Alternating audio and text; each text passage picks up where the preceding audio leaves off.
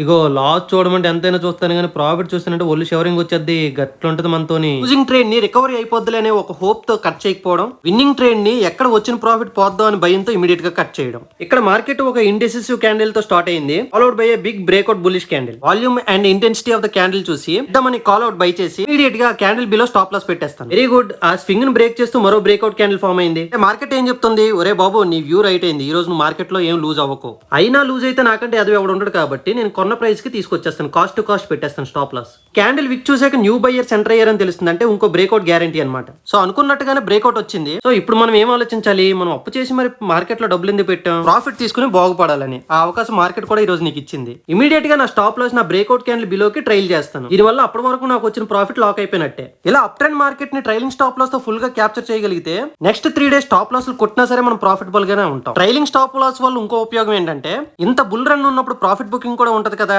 ఆ profit booking నీకు ఏమైనా చెక్ చేస్తారా, చేయరు కదా. ఇంత పెద్ద బుల్ రన్ కూడా కేవలం 2 రెడ్ క్యాండిల్స్ తో కిందకి తీసుకొచ్చేస్తారు. అప్పుడు మనం ప్రాఫిట్ లో ఎగ్జిట్ అవుదాం అనుకున్నా సరే అప్పుడు ఆ టైం కూడా దొరకదు. ఏం జరిగిందో నువ్వు అర్థం చేసుకునే లోపే మొత్తం జరిగిపోద్ది. అంత మంచి ప్రాఫిట్ చూసిన తర్వాత లాస్ లో ఎవరైనా పొజిషన్ క్లోజ్ చేయడానికి ఇష్టపడతారా? మనం ఒప్పుకున్నా మన ఇగో ఒప్పుకోదు. సో ఆ పొజిషన్ ని క్యారీ ఫార్వర్డ్ చేస్తాం. నెక్స్ట్ డే గ్యాప్ డౌన్ అవుద్ది, మొత్తం సమర్పయామి. ఈ ఎగ్జాంపుల్లో నిఫ్టీ స్టాప్ లాస్ కొట్టకుండా 500 పాయింట్స్ కవర్ చేసింది. 10 డేస్ లో ఇలాంటిది ఒక్క మూవ్ క్యాప్చర్ చేస్తే చాలు, 5 స్టాప్ లాస్లు కొట్టినా పర్వాలేదు.